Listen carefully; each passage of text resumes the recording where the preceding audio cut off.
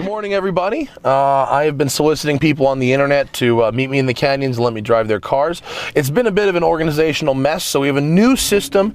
There's a piece of software called Wheelwell. It's sort of like a social network for cars, but it's got new, like 2015 software, not the really old software like you're used to. It's neat. If you go to wheelwell.com and you make a profile, upload your car, it takes like 5 minutes, and then you submit it to me through that. It helps keep me very organized, and I know what cars you're bringing to the canyons for me. So, with that being said, this is Chris, and this is Chris's Porsche 996 Carrera. This is a really interesting car because everyone shits on 996 Carreras, and not entirely for unfair reasons. I mean, these things can have some really horrible things happen to them if you don't maintain them properly. So, tell me about your car, Chris. It's a 2001 911 996. Like you said, it's a 3.4 liter, 300 horsepower. The car weighs 2,800 pounds. Pretty good power to weight ratio in these cars, actually.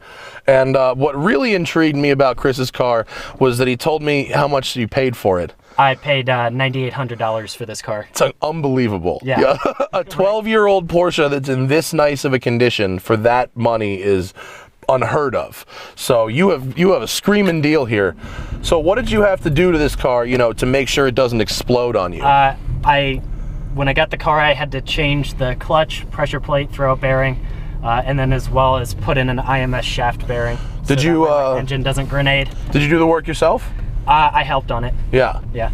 Well, so once you do that, this car has 155,000 miles on it. It does. It's held up. Is this all original interior? It is. It's held up unbelievably well. I can't believe this has so many miles on it. So let's see if a $10,000 911 is worth $10,000. Well, the engine's slick, nice and slick. You put a short shifter in this? It's a BMN short shifter. Yeah. I also have a H&R anti-sway bar in the rear with drop links. Do the brakes need some heat in them in this car? Do you have aftermarket pads? No, they're not aftermarket pads. They're stock Porsche, but they are Brembo from the factory. Really? Yes. I'm kind of disappointed so far in the brakes, but that's okay. The chassis is good. I mean, steering, Porsche, it's very nice. The engine is so smooth. There's just like no vibrations in the car from the engine, which is great. But there's very few squeaks and rattles. But here's the thing. It's not that fast. I hate to say it. It's just not. It's okay though. We're going downhill. We're gonna see what happens uphill. Downhill is more about braking test. It's got some grip. What tires are on here? Bridgestone Potenzas. They're 235 in the front and 295 in the rear. They're 295s in the back? Yes. Wow. On upgraded 19-inch wheels. Yeah, the wheels are nice. Those are good. Since the last time I saw you, those are new. Yeah, I got rid of the turbo twists. Those are okay though. Turbo twists are good. Yeah. I mean, this car, you know, Porsches have a certain feel to them that you don't get anywhere else. And this certainly has that. It's got that real slickness to it.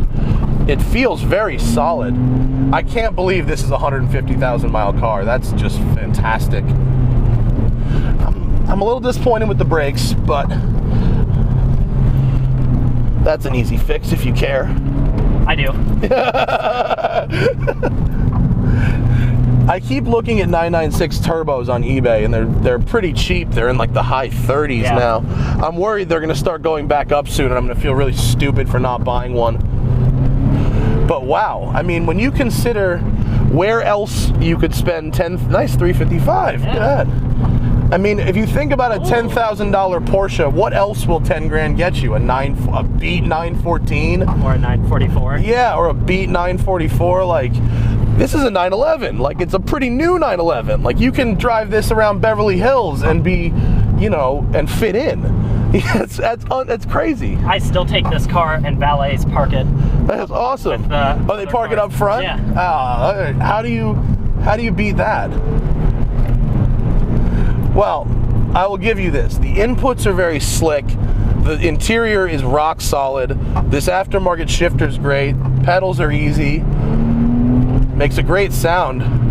This is a stock exhaust, right? Yes. Yeah, man, an aftermarket exhaust I think would go a long way here.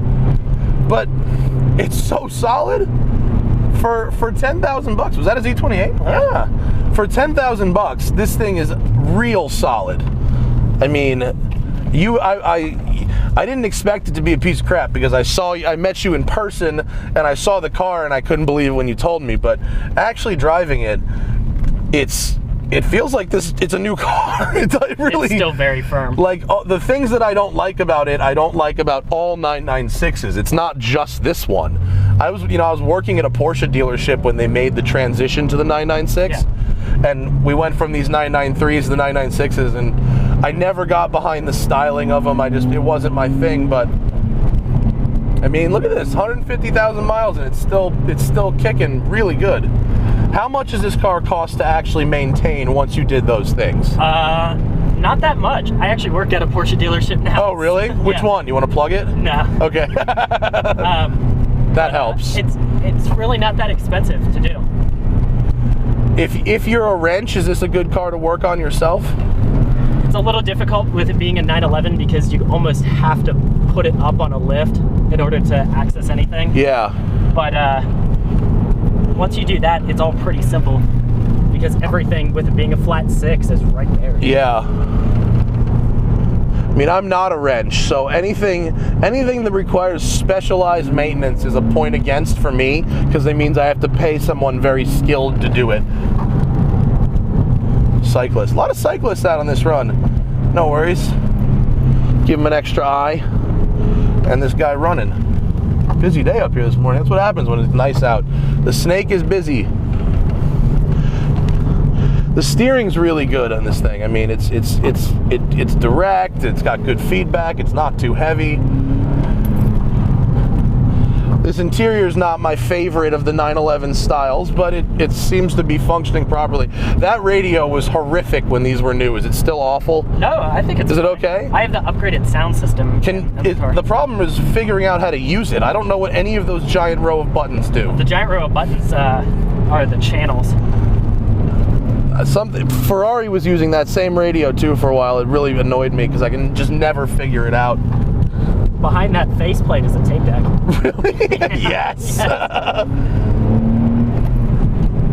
Well, look, this is nice, especially for the money. I can't get my right hand down under my leg here. My leg is stuck. I wish the seat... Definitely a car for small people. For small people. I wish the seat went down 2 more inches. I would do aftermarket seats. Those the Carrera GT seats you can buy are dope. Yeah, but it's good. I mean, it's really forgiving. I feel like you could. It's a good learning car to learn how to drive real fast. I mean, not that I'm doing anything crazy right now, because this is your Porsche after all. But it's really easy. MR2, it was a beater. The gearing's long. I mean, I'm really just in second most of this run. But it'll wind out all the way to 7,300. Yeah, no, it's good. This is a cool car, man. It's especially when you think about the money that you spent. I mean, it's a screaming deal. Like people who are into cars should buy these for cheap. Like, because when you make them work, they work really well. Yeah. And they're not that expensive to maintain. I mean, and at 150,000 miles, this car looks great. It really looks like it's a brand new car almost. I mean, there's very little wear on the seats or on anything. This stuff wears really good. Well, thanks, Chris. Appreciate it. If you want to go, for a drive. Yeah, dude, I really appreciate you letting me drive it. If you want to go see the exact list of parts that are in this car, because it's hard to keep track while we're driving, go to wheelwell.com, click on this link that I put down here, and you can see Chris's page and see exactly what he's done to his 911 to make it really, really fresh and the kind of car that really any car guy would want to own for this sort of money. It's pretty, as I'm reversing, pretty amazing. Check out the link and check out my cars while you're over there. And if you got a car you want me to drive on the Smoking Tire, hit me up through Wheelwell. Just send a message to Matt Farah with pictures and specs in your car, and maybe I'll meet you in the canyons. Peace.